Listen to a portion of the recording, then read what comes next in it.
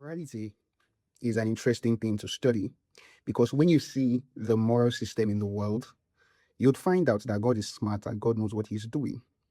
Take, for example, if you commit murder, you're going to suffer legal consequences. You're going to have issues with the family of people whom you hurt. But I mean, God forgives you. It's crazy. He forgives you. All right. And that goes to say something that is very important. God already knows that His laws and His injunctions cannot be the only standard by which human beings answer to.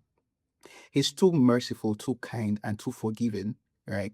To leave it absolutely to his merciful or his kind nature. This is where religion needs to do better.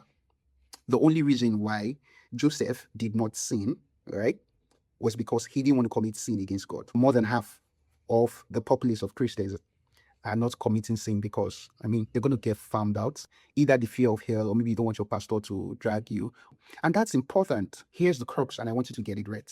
Human beings and social communities are a stronghold of moral character, moral value, and moral behavior. God doesn't even expect society to run only on his principles. In fact, statistics and research even says that most of the things you think to be morally right are socially imparted. So that means if you were born in a society of cannibals, you eat animals without second guessing it. You would eat it. Society must do the hard work of bringing back values into its framework. The value system must be tightened because that is the substitute plan to hold all the madness and the insanity and the depravity in the minds of people, pending whenever they find faith. If you examine the 10 commandments in scriptures, thou shalt not, you first love God, next thing your neighbors, every other thing that follows, neighbors, oh, don't kill people, don't sleep with your neighbor's wife.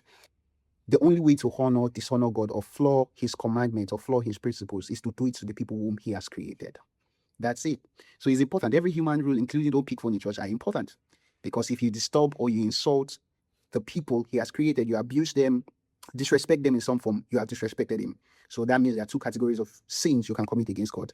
The ones you always commit to human beings and the ones you not commit to God exactly.